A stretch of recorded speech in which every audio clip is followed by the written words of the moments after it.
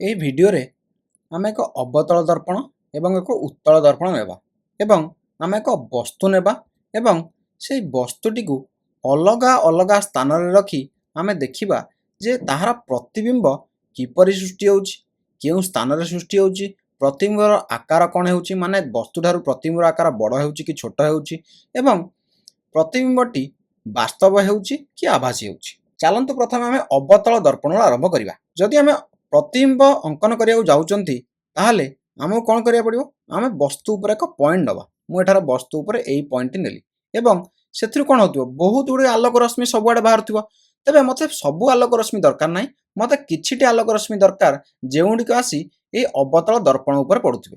ତେବେ ମୁଁ ଏହି ଅବତଳ ଦର୍ପଣ ଉପରେ କେଉଁ ସ୍ଥାନରେ ବି ଆଲୋକ ରଶ୍ମିକୁ ଆଣି ପକାଇ ତାର ପ୍ରତିବିମ୍ବ ଅଙ୍କନ କରିପାରିବି। କିନ୍ତୁ ସବୁ ରଶ୍ମି ଗୁଡ଼ିକ ଯଦି ମୁଁ ନେଇ ଯେକୌଣସି ରଶ୍ମି ଯଦି ମୁଁ ନେଉଛି ତାହେଲେ ମୋତେ ସେଠାରେ ଆପତନ କୋଣ ମାପିବାକୁ ପଡ଼ିବ ଏବଂ ପ୍ରତିଫଳନ କୋଣ ମାପି ତାର ପ୍ରତିବିମ୍ବ ଅଙ୍କନ କରିବାକୁ ପଡ଼ିବ, ଯାହାକି ମୋ ପାଇଁ କଷ୍ଟ ହେବ। ତେଣୁକରି ମୁଁ କିଛିଟି ନିର୍ଦ୍ଦିଷ୍ଟ ରଶ୍ମି ନେଇ ଏହି ପ୍ରତିବିମ୍ବ ଅଙ୍କନ କରିବି।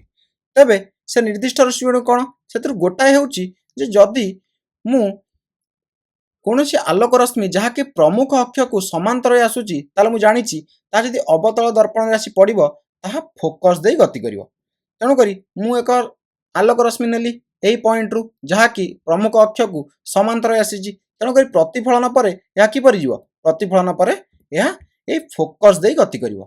ସେହିପରି ମୋତେ ଆଉ ଗୋଟିଏ ରଶ୍ମି ଦରକାର। ଆଉ ଗୋଟିଏ ରଶ୍ମି ନେଲେ ସେ ରଶ୍ମି ଦୁଇଟି ପ୍ରତିଫଳନ ପରେ ଯେଉଁ ଜାଗାରେ ପରସ୍ପରକୁ ଛେଦ କରିବେ ସେହି ସ୍ଥାନରେ ଏହି ବିନ୍ଦୁଟିର ପ୍ରତିବିମ୍ବ ସୃଷ୍ଟି ହେବ।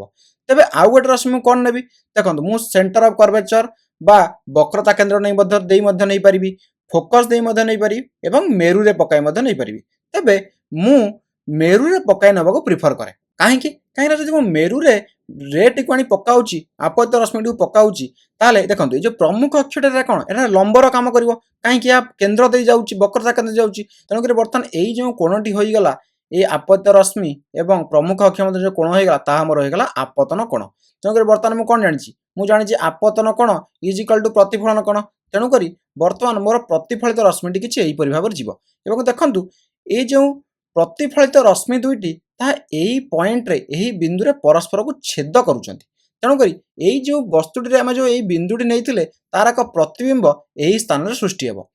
ତୁମେମାନେ ଯଦି ଚାହିଁବ ତାହେଲେ ଏହି ବିନ୍ଦୁରୁ ବହୁତ ଗୁଡ଼ିଏ ରେଖା ମଧ୍ୟ ନେଇ ଯଦି ଡ୍ର କରିବ ତାହେଲେ ମଧ୍ୟ ତୁମେ ଦେଖିବ ଯେ ସବୁଗୁଡ଼ିକ ଏହି ବିନ୍ଦୁରେ ପରସ୍ପରକୁ ଛେଦ କରିବେ। ଦେଖନ୍ତୁ, ମୁଁ ଏହା ଡ୍ର କରି ତୁମମାନଙ୍କୁ ଦେଖାଇ ଦେଉଛି। ଦେଖନ୍ତୁ, ଯଦି ମୁଁ ଯେତେ ଗୁଡ଼ିଏ ରେଖା ନିଏ, ଯେତେ ଗୁଡ଼ିଏ ରଶ୍ମି ନିଏ, ଆଲୋକ ରଶ୍ମି ନିଏ, ସବୁଗୁଡ଼ିକ ପ୍ରତିଫଳନ ପରେ ଏହି ବିନ୍ଦୁରେ ପରସ୍ପରକୁ ଛେଦ କରୁଛନ୍ତି। ତେବେ ତୁମେମାନେ ଚାହିଁଲେ ଘରେ ନିଜେ ଏହାକୁ ଡ୍ର କରି ଦେଖିପାରିବ। ବର୍ତ୍ତମାନ ମୁଁ ଯଦି ଏହି ଏକ ସ୍କ୍ରିନ୍ଟିକୁ ଆଣି ଏହି ପଏଣ୍ଟରେ ରଖୁଛି ତାହେଲେ ମୋତେ ସେହି ସ୍କ୍ରିନ୍ ଉପରେ ଏହି ବିନ୍ଦୁଟିର ପ୍ରତିବିମ୍ବ ଦେଖାଯିବ। ଯଦି ମୁଁ ସ୍କ୍ରିନ୍ଟିକୁ ସେଠାରେ ନ ରଖି ଟିକେ ଆଡ଼କୁ ନେଇ ଆସେ ତାହେଲେ ମୋତେ ସେ ପ୍ରତିବିମ୍ବଟି ବ୍ଲର୍ ଦେଖାଯିବ, ଠିକ୍ସେ ଝାପ୍ସା ଦେଖାଯିବ, ମୋତେ ଠିକ୍ସେ ଦେଖାଯିବ ନାହିଁ। ମୁଁ ଏଠାରେ ରଖେ କିମ୍ବା ଯଦି ଆଣି ମୁଁ ଏଠାରେ ବି ରଖୁଛି ତାହେଲେ ମୋତେ ପ୍ରତିବିମ୍ବଟି ଝାପ୍ସା ଦେଖାଯିବ। କାହିଁକି? ପ୍ରତିବିମ୍ବଟି ଏହି ସ୍ଥାନରେ, ଏହି ବିନ୍ଦୁରେ ଗଠିତ ହେଉଛି। ମୁଁ ଯଦି ସ୍କ୍ରିନ୍ଟିକୁ ଆଣି ଏହି ବିନ୍ଦୁରେ ରଖିବି ତାହେଲେ ମୋତେ ଏହି ବିନ୍ଦୁଟିର ପ୍ରତିବିମ୍ବ ଠିକ୍ସେ ଦେଖାଯିବ। ବର୍ତ୍ତମାନ ମୁଁ ବାକି ରହିବା ଆଲୋକ ରଶ୍ମି ଗୁଡ଼ିକ ହଟାଇ ଦେଉଛି, କେବଳ ଦୁଇଟି ରଶ୍ମି ରଖୁଛି। ଦେଖନ୍ତୁ, ଯଦି ବର୍ତ୍ତମାନ ମୁଁ ଏହା ତଳ ପଏଣ୍ଟକୁ ନେଇ ତାର ଏହିପରି ରେଖା ରଶ୍ମି ନେଇ ଇମେଜ୍ ଫର୍ମେସନ୍ କରିବି ବା ପ୍ରତିବିମ୍ବ ଗଠନ କରିବି ତାହେଲେ ତା ଏହି ପଏଣ୍ଟରେ ଠିକ୍ ତା ଟିକେ ଉପରକୁ ଆସିବ। ସେହିପରି ଯଦି ଆଉ ଟିକେ ତଳ ପଏଣ୍ଟ ନିଏ ତାହେଲେ ତାର ଇମେଜ୍ ବା ପ୍ରତିବିମ୍ବ ଆଉ ଟିକେ ଉପରକୁ ଆସିବ। ଏବଂ ମୁଁ ଯଦି ଏଇ ତଳ ପଏଣ୍ଟକୁ ନିଏ, ଦେଖନ୍ତୁ ବସ୍ତୁର ଏଇ ତଳ ପଏଣ୍ଟକୁ ନେବି ତାହେଲେ ତାର ଇମେଜ୍ କେଉଁଠି ଆସିବ? ଏହି ସ୍ଥାନରେ ଆସିବ। ତେଣୁକରି ବର୍ତ୍ତମାନ ମୁଁ ଏଠାରେ ମୋ ପ୍ରତିବିମ୍ବଟିକୁ ଗଠନ କରିଦେଇ ପାରିବି। ମୋ ପ୍ରତିବିମ୍ବଟି କିଛି ଏହିପରି ଆସିବ। ତେଣୁ ଏଠାରେ ଦେଖନ୍ତୁ, ଏଠାରେ ବସ୍ତୁ କେଉଁଠି ଥିଲା? ଏଠାରେ ବସ୍ତୁ ଥିଲା ସି ଠାରୁ ଦୂରରେ, ବହୁତ ଦୂରରେ। ଯଦି ବସ୍ତୁଟି ତାହେଲେ ମୁଁ ଦେଖିଲି ସି ଠାରୁ ବହୁତ ଦୂରରେ ରହୁଛି ତାହେଲେ ତାର ପ୍ରତିବିମ୍ବ ଏଫ୍ ଏବଂ ସି ମଧ୍ୟରେ ଆସିବ ଏବଂ ପ୍ରତିବିମ୍ବଟି ବାସ୍ତବ ହେବ ଏବଂ ତା ସହିତ ଏହା କ୍ଷୁଦ୍ର ହେବ। ଦେଖନ୍ତୁ, ବସ୍ତୁର ଆକୃତି ଠାରୁ ଏହା କ'ଣ ହୋଇଛି? ଛୋଟ ହୋଇଛି ବା କ୍ଷୁଦ୍ର ହୋଇଛି ଏବଂ ପ୍ରତିବିମ୍ବଟି ଓଲଟା ହେବ। ତେବେ ଯଦି ବର୍ତ୍ତମାନ ମୁଁ ଏକ ସ୍କ୍ରିନ୍ ବା ପରଦାକୁ ଆଣି ଏହି ସ୍ଥାନରେ ରଖେ, ଯେଉଁ ସ୍ଥାନରେ ପ୍ରତିବିମ୍ବଟି ଗଠନ ହେଉଛି, ତାହେଲେ ମୋତେ ସେହି ସ୍କ୍ରିନ୍ ଉପରେ ପ୍ରତିବିମ୍ବଟି ଦେଖାଯିବ। ଆମେ ଏହାକୁ ବର୍ତ୍ତମାନ ରିଅଲ୍ ଲାଇଫ୍ରେ କରି ଦେଖିବା। ଦେଖନ୍ତୁ, ଏଠାରେ ଏକ ଅବତଳ ଦର୍ପଣ ରହିଛି ଏବଂ ଏହା ହେଉଛି ମୋର ବସ୍ତୁ। ଦେଖନ୍ତୁ ଏଇ ଯେଉଁ ମୋବାଇଲ ଭିତରେ ଚିତ୍ରଟି ଅଛି ଏହା ହେଉଛି ମୋର ବସ୍ତୁ ଏବଂ ଏଠାରେ ମୁଁ ପରଦାଟିକୁ ରଖିଛି। ଏଇଟା ହେଉଛି ମୋର ପରଦା ଯେଉଁଥିରେ ପ୍ରତିବିମ୍ବ ଗଠନ ହେବ। ବର୍ତ୍ତମାନ ଏଇ ବସ୍ତୁର ମୁଁ ଯଦି ଇମେଜ ବା ପ୍ରତିବିମ୍ବ ଦେଖିବି ତା କିପରି ହେବ ଦେଖନ୍ତୁ। ମୁଁ এইপরি আসলা লাইট এবং এইপরি ভাবে আমি তো দেখি সারিছেন এটা যে এইঠারে কোণ হব পরদার ইমেজ ফর্ম হওয়া প্রতিবিম্ব গঠন হব। দেখুন বর্তমান মু কম করিবি বর্তমান টিকে ଅନ୍ଧାର କରିଦେବି এবং ଅନ୍ଧାର କରି ଆମେ ଦେଖିବା যে ପ୍ରତିବିମ୍ବটি কিপরি গঠিত ହେଉଛି। ଦେଖନ୍ତୁ ଏଠାରେ କ'ଣ ଦେଖାଯାଉଛି ଏଠାରେ ଏକ ଓଲଟା ପ୍ରତିବିମ୍ବ ତୁମକୁ ଦେଖାଯାଉଛି। ଦେଖନ୍ତୁ ଏଠାରେ ବସ୍ତୁଟି ଏହିପରି ଅଛି। ଦେଖନ୍ତୁ ଏହା ବସ୍ତୁଠାରୁ ଛୋଟ ହୋଇଛି ଏବଂ ଓଲଟା ମଧ୍ୟ ହୋଇଛି।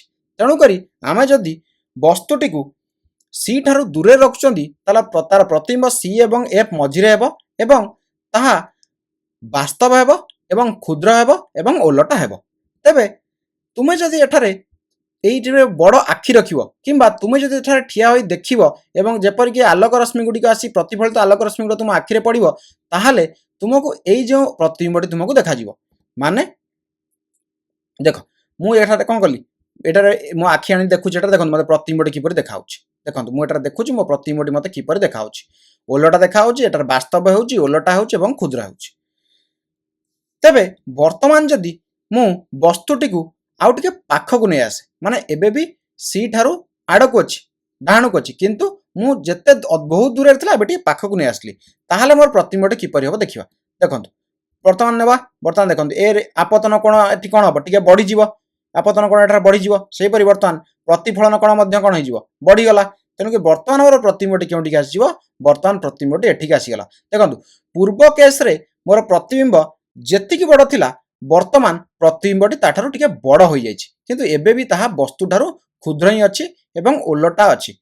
तेणु करी चलंतु एई केस टी देखिबा हमर इमेज टी बा प्रतिबिंबटी टिके पूर्व केस ठारु देखंतु पूर्व केस जति छोटला वर्तमान देखंतु मु एतले ऑब्जेक्ट को बा वस्तु टी पाखक आणुछि मोर इमेज टी बा प्रतिबिंबटी बड़ होई जाउछि एवं किंतु या कोन वस्तु ठारु स्टिल छोट ही अछि एवं एठारे कोन होछि एक ओलटा प्रतिबिंब एवं वास्तव प्रतिबिंब सृष्टि होछि। एबे वर्तमान कोन करिबा वर्तमान हम वस्तुटी को सी ऊपर को नहीं आसीबा बा वस्तुटी सी ठारे रहिला। तेबे वर्तमान देखंतु मोर आपतन कोण आउरी बढ़ी गला। तेणु करी आपतन कोण बढ़िले प्रतिफलन कोण बढ़िला एवं मोर प्रतिबिंबटी मध्य बड़ पूर्व केस अपेक्षा बड़ होई गला एवं एठारे जदि मु देखिबी ताहाले वस्तुटी जेउ स्थान रे अछि तार प्रतिबिंब मध्य सेही स्थान रे सृष्टि होछि। माने वस्तुटी सी ठारे अछि बा वक्रता केंद्र रे अछि एवं प्रतिबिंबटी मध्य वक्रता केंद्र रे सृष्टि होछि एवं एठारे कोण होई जिवो वस्तुर आकार जेतिकी प्रतिबिंब आकार मध्य सेतिकी ही रहइबो। तबे एठारे हमर केउ प्रकार रो इमेज बा प्रतिबिंब सृष्टि होइछि एठारे हमर वास्तव एवं ओलटा प्रतिबिंब सृष्टि होइछि। चलंतु ए केस टी हम देखिदबा। देखंतु एठारे मु मो वस्तुटी गणे कोट रखिली सी रे रखिली। देखंतु मो प्रतिबिंब मध्य केउ ठारे होउछि सी ठारे ही सृष्टि होउछि। तेनु करी जदि वस्तुटी सी ठारे रहिबो प्रतिबिंब मध्य सी ठारे सृष्टि हेबो एवं यह वास्तव एवं ओलटा हेबो एवं यार आकार वस्तुर आकार सहित समान हेबो। तेबे एबे मु कोन ली वस्तु को आउ टिके पाखकु आनिली एवं सी और एफ मध्य को नहीं आसली। वर्तमान ताले कोन हबो वर्तमान मोर देखंतु प्रतिबिंबटी केउंडी चली जिवो प्रतिबिंबटी सी ठारो दूर को चली गला। देखंतु आ एठारे कोन हला देखंतु एठारे मोर प्रतिबिंबर आकार वस्तुर आकार ठारो बड़ होई गला। ता माने तुमे एक जिनिस एठारे जानि परिबो जे जदि मो वस्तुटी को पाखकु आनी आनी चलीची ताले प्रतिबिंबटी दर्पण ठारो दूर को जाउची एवं ता धीरे धीरे बड़ होई जाउची। तेणु करी जदि वस्तुटी सी एवं एफ मध्य रहिबो तार प्रतिबिंब सी ठारो दूर रे हेबो एवं यह वास्तव हेबो ओलटा हेबो एवं परिवर्धित हेबो। माने यार आकार वस्तुर आकार ठारो बड़ हेबो। वर्तमान चलंतु वस्तुटी को मु आउ टिके पाखु नै आसली केउठी नै आसली एफ को नै आसली। जेतेबेले मु वस्तुटी को एफ को नै आसली देखंतु ए रश्मि प्रतिफलित रश्मि दुटी किपर जाउचंती परस्पर को पैरेलल बा समांतर होई जाउचंती। तेणु करी ए दुईटी केउठी भी मीट करिवे नाही बा परस्पर को छेद करिवे नाही। तेणु करी ए केस रे कोनोसी प्रतिबिंब गठित हेबो नाही। किंतु किछि लोक एमिति भी कहंती जे ए रेखा गुडी का जाई इन्फिनिटी दूरतारे परस्पर को छेद करिवे एवं से माने इन्फिनिटी रे यार एक प्रतिबिंब सृष्टि करिवे। तो किंतु एठार मु कहि परिबि जे कोनोसी प्रतिबिंब सृष्टि हेबो नाही। वर्तमान मु कोन कली वर्तमान वस्तुटी को मु नै आसली फोकस एवं पोल बा फोकस एवं मेरु मध्य को नै आसली। तबे एठार देखंतु एठार जो दुईटी रे अछि हमर केउ रे दुईटी ए देखंतु एटा गोटे प्रतिफलित रश्मि एवं एटा आउ गोटे प्रतिफलित रश्मि ए दुईटी परस्पर टू दूरे दूरे जाउचंती माने अपसारित होई जाउचंती। तेनु करी एमाने दर्पणर फ्रंट रे বা ଦର୍ପଣର ଆଗରେ କୌଣସି ଜାଗାରେ ମିଟ୍ କରିବେ ନାହିଁ ବା କୌଣସି ଇମେଜ ବା ପ୍ରତିବିମ୍ବ ଗଠନ କରିପାରିବେ ନାହିଁ। ତେବେ ଯଦି ମୁଁ ଏଠାରେ ଗୋଟେ ମୁଁ ଠିଆ ହୋଇ ଏଠାରେ ଦେଖି ବା ବଡ଼ ଆଖି ଗୋଟେ ରଖିଦିଏ ତାହେଲେ ମୋ ମସ୍ତିଷ୍କ କ'ଣ ଭାବିବ? ମୋ ମସ୍ତିଷ୍କ ଭାବିବ ଯେପରି ଏଇ ଯେଉଁ ବସ୍ତୁରୁ ଯେଉଁ ଲାଇଟ୍ ଦୁଇଟି ଆସିଛନ୍ତି ତାକୁ ଲାଗିବ ଯେ ଏଇ ଯେଉଁ ପଏଣ୍ଟଟି କେଉଁଠି ଅଛି, ଏଇ ପଏଣ୍ଟରୁ ଲାଇଟ୍ ଆସିଛନ୍ତି। ଯଦିଓ ଲାଇଟ୍ ଏ ପଏଣ୍ଟରୁ ଆସିଛନ୍ତି କିନ୍ତୁ ମୋ ମସ୍ତିଷ୍କକୁ ଲାଗିବ ଯେ ଏଇ ଯେଉଁ ଲାଇଟ୍ ଗୁଡ଼ିକ ବା ଏଇ ଯେଉଁ ଆଲୋକ ରଶ୍ମି ଗୁଡ଼ିକ ଏଇ ପଏଣ୍ଟରୁ ଆସିଛନ୍ତି ଏବଂ ମୋତେ ଏଇ ଯେଉଁ ବିନ୍ଦୁର ଏକ ପ୍ରତିବିମ୍ବ ଏଠାରେ ଦେଖାଯିବ। ସେହିପରି ତା ତଳ ପଏଣ୍ଟର ମୁଁ ଯଦି ଦେଖିବି ତା ତଳ ପଏଣ୍ଟଟି ମୋତେ ତା ଏଇଠିକି ଦେଖାଯିବ ତା ତଳକୁ, ସେହିପରି ତା ତଳ ପଏଣ୍ଟଟି ମୋତେ ତା ତଳକୁ ଦେଖାଯିବ ଏବଂ ଏଇ ପଏଣ୍ଟଟି ମୋତେ ଏଇଠାରେ ଦେଖାଯିବ। ତେଣୁକରି ଏଇ ବସ୍ତୁର ଏକ ପରିବର୍ଦ୍ଧିତ ପ୍ରତିବିମ୍ବ ମୋତେ ଦର୍ପଣର ପଛପଟରେ ଦେଖାଯିବ। ତେବେ ଏଠାରେ ଆକ୍ଚୁଆଲରେ କୌଣସି ପ୍ରତିବିମ୍ବ ଗଠନ ହେଉନାହିଁ। ମୋତେ ପ୍ରତିବିମ୍ବଟି ଗଠନ ମୋତେ ଏହି ବସ୍ତୁଟି ଏହି ସ୍ଥାନରେ ଏକ ପ୍ରତିବିମ୍ବ ହେଲା ପରେ ଜଣାପଡ଼ୁଛି ବା ଏହି ବସ୍ତୁଟି ମୋତେ ଏହି ସ୍ଥାନରେ ଦେଖାଯିବ। ତେଣୁକରି ଏହା ହେଉଛି ଏକ ଆଭାସୀ ପ୍ରତିବିମ୍ବ ଏବଂ ତୁମେମାନେ ଦେଖିପାରିବ ଏହା ସଳଖ ଅଛି। ଏହି କେସ୍ଟିକୁ ଚାଲନ୍ତୁ ବର୍ତ୍ତମାନ ଦେଖିବା। ଏଠାରେ ମୁଁ ସ୍କ୍ରିନ୍ ରଖିପାରିବି ନାହିଁ, କାହିଁକି? ଯେହେତୁ ଏଠାରେ ଆଭାସୀ ପ୍ରତିବିମ୍ବ ହେଉଛି ତା ସ୍କ୍ରିନ୍ରେ କ୍ୟାପଚର ହୋଇପାରିବ ନାହିଁ ବା ସ୍କ୍ରିନ୍ରେ ଗଠିତ ହୋଇପାରିବ ନାହିଁ। ତେଣୁକରି ଏଠାରେ ସ୍କ୍ରିନ୍ର ଆବଶ୍ୟକତା ନାହିଁ। ବର୍ତ୍ତମାନ ଦେଖନ୍ତୁ, ମୁଁ ଯଦି ଏଇଠାରେ ମୋର ବସ୍ତୁ ଅଛି ଏବଂ ବସ୍ତୁଟିକୁ ମୁଁ ପାଖକୁ ନେଇ ଆସିଛି, ଦେଖନ୍ତୁ ଦର୍ପଣର ବହୁତ ପାଖକୁ ନେଇ ଆସିଛି ତାକି ଏହା ଫୋକସ୍ ଏବଂ ମେରୁ ମଧ୍ୟରେ ରହିବ ଏବଂ ମୋତେ ଏଇ ବସ୍ତୁର ପ୍ରତିବିମ୍ବ ଏଇ ପଛପଟରେ ଦେଖାଯିବ। ଏଇ ଦର୍ପଣର କେଉଁଠି ଦେଖାଯିବ? ଦର୍ପଣର ପଛପଟରେ ଦେଖାଯିବ। ଦେଖନ୍ତୁ ମୁଁ ଏଠାରେ ଦେଖୁଛି ଏବଂ ଦେଖନ୍ତୁ ମୋତେ ଏକ ପ୍ରତିବିମ୍ବ ଦେଖନ୍ତୁ ପରିବର୍ଦ୍ଧିତ ପ୍ରତିବିମ୍ବ ମୋତେ ଏଇ ଦର୍ପଣରେ ଦେଖନ୍ତୁ ଦେଖାଯାଉଛି। ଠିକ୍ ଅଛି, ମୋତେ ଏକ ବଡ଼ ପରିବର୍ଦ୍ଧିତ ପ୍ରତିବିମ୍ବ ମୋତେ ଏଇ ଦର୍ପଣରେ ଦେଖାଯାଉଛି। ତେଣୁକରି ଏହି କେସ୍ରେ ଏକ ଆଭାସୀ ଏବଂ ସଳଖ ଏବଂ ପରିବର୍ଦ୍ଧିତ ପ୍ରତିବିମ୍ବ ମୋତେ ଦେଖାଯାଇଥାଏ। ବର୍ତ୍ତମାନ ଯଦି ମୁଁ ବସ୍ତୁଟିକୁ ଦର୍ପଣ ଆଡ଼କୁ ଆହୁରି ପାଖକୁ ନେଇଯାଏ ତାହେଲେ କ'ଣ ହେବ ଦେଖିବା। ଦେଖନ୍ତୁ ବସ୍ତୁଟିକୁ ଆହୁରି ପାଖକୁ ନେଇଗଲି ଦର୍ପଣ ପାଖକୁ। ବର୍ତ୍ତମାନ ଦେଖନ୍ତୁ ମୋର ଇମେଜଟି ବା ପ୍ରତିବିମ୍ବଟି ମଧ୍ୟ ଦର୍ପଣର ପାଖକୁ ଆସିଗଲା ଏବଂ ତାହାର ଯେତିକି ଆକାର ଥିଲା ତାହା ଆଉ ଟିକେ ଛୋଟ ହୋଇଗଲା। ଯଦିଓ ଏହା ଏବେ ବି ପରିବର୍ତ୍ତିତ ଅଛି, ମାନେ ବସ୍ତୁଠାରୁ ଆର ଆକାର ଏବେ ବି ବଡ଼ ଅଛି। ତା ମାନେ ଆମେ ଏଠି କ'ଣ ଜାଣିଲେ ଯେ ଯଦି ବସ୍ତୁଟି ସି ଠାରୁ ଦୂରରେ ଏବଂ ମନେକର ଆମେ ବସ୍ତୁଟି ଏଇ ସି ଠାରୁ ଦୂରରେ ଅଛି, ଆମେ ତାକୁ ପାଖକୁ ଆଣି ଯାଉଛନ୍ତି, ଫୋକସ୍ ଯାଏ ଏହା କ'ଣ ହେବ? ଫୋକସ୍ ଯାଏ ମୁଁ ବସ୍ତୁକୁ ଯେତେ ପାଖକୁ ଆଣିବି ପ୍ରତିବିମ୍ବଟି ସେତେ ଦର୍ପଣ ଠାରୁ ସେତେ ଦୂରକୁ ଯିବ ଏବଂ ଧୀରେ ଧୀରେ ବଡ଼ ହୋଇ ଯିବ ଏବଂ ଯେତେବେଳେ ମୁଁ ଫୋକସ୍ ଆଉ ପୋଲ୍ ମଧ୍ୟରେ ରଖିବି ବସ୍ତୁଟିକୁ ଆଣି ତାହେଲେ ତାହାର ଏକ ଆଭାସୀ ସଳଖ ଏବଂ ପରିବର୍ଦ୍ଧିତ ପ୍ରତିବିମ୍ବ ସୃଷ୍ଟି ହେବ। ତେବେ ଏଗୁଡ଼ିକ ତୁମେ ମନେ ରଖିବା ଦରକାର ନାହିଁ, କାହିଁକି? ଯେତେବେଳେ ତୁମକୁ ଏ ବାବଦରେ ପ୍ରଶ୍ନ ପଚାରିଯିବ ତୁମେ ମାନେ ସଙ୍ଗେ ସଙ୍ଗେ ଏହି ଆଲୋକ ରଶ୍ମି ଗୁଡ଼ିକ ନେଇ ଏହାକୁ ଡ୍ର କରିଦେଇପାରିବ ଏବଂ ସଙ୍ଗେ ସଙ୍ଗେ ଉତ୍ତର ଦେଇପାରିବ। ତେବେ ଏବେ ଚାଲନ୍ତୁ ଆମେ ଉତ୍ତଳ ଦର୍ପଣ କେସ୍କୁ ଯିବା। ଦେଖନ୍ତୁ ଏଠାରେ ମୁଁ ଏକ ଉତ୍ତଳ ଦର୍ପଣ ନେଇ ଆସିଲି। ଉତ୍ତଳ ଦର୍ପଣରେ ବସ୍ତୁଟି ଏହି ସ୍ଥାନରେ ରଖିଦେଲି ଏବଂ ବର୍ତ୍ତମାନ ଚାଲନ୍ତୁ ଗୋଟେ ରଶ୍ମି ନେବା। ଗୋଟେ ସମାନ୍ତର ରେଖା ରଶ୍ମି ନେଲି। ସମାନ୍ତର କାହାକୁ ସମାନ୍ତର? ପ୍ରମୁଖ ଅକ୍ଷକୁ ସମାନ୍ତର। ଏବଂ ତୁମେ ଭାବୁଥିବ ଏହା କ'ଣ ଫୋକସ୍ ଦେଇଯିବ? ନା, ଏହା ମିରର ଭିତରେ ଦେଇ କେମିତି ଆସିବ? ଏ କେସ୍ରେ ଆମେ ଜାଣିଥିଲେ ଯେ ବର୍ତ୍ତମାନ ଏମିତି ଲାଗିବ ଯେପରି ଏହାର ପ୍ରତିଫଳିତ ରଶ୍ମିଟି ଲାଗିବ ଯେମିତି ଫୋକସ୍ରୁ ଯାଇଛି, ମାନେ ଲାଗିବ ଯେମିତି ଏଇ ଯେଉଁ ପ୍ରତିଫଳିତ ରଶ୍ମିଟି ଫୋକସ୍ ବିନ୍ଦୁରୁ ଗଲା ପରେ ଦେଖାଯିବ।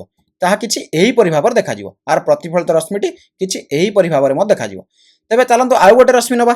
ଆଉ ଗୋଟେ ରଶ୍ମି ନେଲି, ପୋଲ୍ରେ ପକାଇଲି, ତ ଏଇଟା କ'ଣ ହେଇଗଲା? ଏଇଟା ହେଲା ଆପତନ କୋଣ, କାହିଁକିନା ପ୍ରମୁଖ ଅକ୍ଷଟା ଏଠାରେ ଲମ୍ବର କାମ କରୁଛି ଏବଂ ଏହା ହେଇଗଲା ମୋର ଆପତିତ ରଶ୍ମି। ତେଣୁକରି ଏଇ ଯେଉଁ କୋଣଟି ହେଇଗଲା ଆପତନ କୋଣ ଏବଂ ବର୍ତ୍ତମାନ ଏହା ପ୍ରତିଫଳନର ନିୟମ ମାନେ ଆପତନ କୋଣ ଇଜିକାଲ୍ ଟୁ ପ୍ରତିଫଳନ କୋଣ ମାନେ ପ୍ରତିଫଳିତ ହୋଇଯିବ।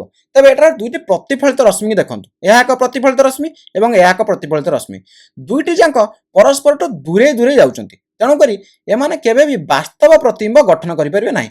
କିନ୍ତୁ ମୁଁ ଯଦି ଏଠାରେ ଗୋଟେ ବହୁତ ବଡ଼ ଆଖି ରଖିଦିଏ, ମାନେ ଗୋଟେ ବଡ଼ ଆଖି ରଖି ଏଠାରେ ଦେଖେ, ତାହେଲେ ମୋତେ ଲାଗିବ ଯେ ଏଇ ଯେଉଁ ରେ ଗୁଡ଼ିକ ଆସୁଛନ୍ତି ଏଗୁଡ଼ିକ କେଉଁଠୁ ଆସିଲା ଭଳିଆ ଲାଗିବ? ମୋତେ ଲାଗିବ ଏଗୁଡ଼ିକ ଏହି ସ୍ଥାନରୁ ଆସୁଛନ୍ତି। କେଉଁ ସ୍ଥାନରୁ? ଏହି ସ୍ଥାନରୁ ଆସୁଛନ୍ତି। ତେଣୁକରି ଏହି ବସ୍ତୁର ଏକ ଆଭାସୀ ପ୍ରତିବିମ୍ବ ଏହି ସ୍ଥାନରେ ସୃଷ୍ଟି ହୋଇଯିବ ଏବଂ ତୁମେ ଦେଖିପାରୁଥିବ ଯେ ପ୍ରତିବିମ୍ବଟି ବସ୍ତୁର ଆକାରଠାରୁ କ୍ଷୁଦ୍ର ଅଛି। ତେଣୁକରି ଏଠାରେ ଏକ ଆଭାସୀ ସଳଖ ଏବଂ କ୍ଷୁଦ୍ର ପ୍ରତିବିମ୍ବ ସୃଷ୍ଟି ହେବ। ମୋ ପାଖରେ ଯେହେତୁ ଏଠାରେ ଉତ୍ତଳ ଦର୍ପଣ ନାହିଁ, ମୁଁ ଗୋଟେ ପାର୍କିଂ ଲଟ୍କୁ ଯାଇ ତୁମକୁ ଏକ ଉତ୍ତଳ ଦର୍ପଣର ପ୍ରତିବିମ୍ବ ଗଠନ ଦେଖାଉଛି। ଏଠାରେ ଟ୍ରକ୍ ଥିଲା ଗୋଟେ, ରୁହନ୍ତୁ ମୁଁ ଟିକେ ପଛକୁ କରିଦେଉଛି। ଦେଖନ୍ତୁ ଏଠାରେ ଗୋଟେ ଟ୍ରକ୍ଟେ ଅଛି ଏବଂ ଏହା ଦେଖନ୍ତୁ ଏହା ଏକ ଉତ୍ତଳ ଦର୍ପଣ। ବର୍ତ୍ତମାନ ଦେଖନ୍ତୁ ଉତ୍ତଳ ଦର୍ପଣରେ କ'ଣ? ଟ୍ରକ୍ର ଏକ କ୍ଷୁଦ୍ର ପ୍ରତିବିମ୍ବ ସୃଷ୍ଟି ହେଉଛି, ଏକ ଛୋଟ ପ୍ରତିବିମ୍ବ ସୃଷ୍ଟି ହେଉଛି ଏବଂ ଏହା ସଳଖ ମଧ୍ୟ ଅଛି। ତେଣୁକରି ଉତ୍ତଳ ଦର୍ପଣରେ ସଳଖ, ଆଭାସୀ ଏବଂ କ୍ଷୁଦ୍ର ପ୍ରତିବିମ୍ବ ସୃଷ୍ଟି ହୁଏ। ଏବଂ ଆଉ ଗୋଟେ କଥା ଦେଖନ୍ତୁ, ଏହା ବହୁତ ଏରିଆ ମଧ୍ୟ କଭର କରୁଛି, ଯେଉଁ ବିଷୟରେ ଆମେ ଆଗରୁ କଥା ହୋଇଥିଲେ। ତେବେ ଉତ୍ତଳ ଦର୍ପଣରେ ଆଉ ଅନ୍ୟାନ୍ୟ କେସ୍ ଡ୍ର କରିବା ଅଙ୍କନ କରିବା ଦରକାର ନାହିଁ, କାହିଁକି ନା ତୁମେ ବସ୍ତୁଟିକୁ ଯେଉଁ ସ୍ଥାନରେ ରଖ ନା କାହିଁକି ତାହାର ଏକ ଆଭାସୀ ଏବଂ ସଳଖ ପ୍ରତିବିମ୍ବ ଏହି ପୋଲ ଏବଂ ଫୋକସ ବା ମେରୁ ଏବଂ ଫୋକସ ମଧ୍ୟରେ ସୃଷ୍ଟି ହେବ ଏବଂ ତାହା ସବୁବେଳେ ବସ୍ତୁର ଆକାର ଠାରୁ କ୍ଷୁଦ୍ର ରହିବ।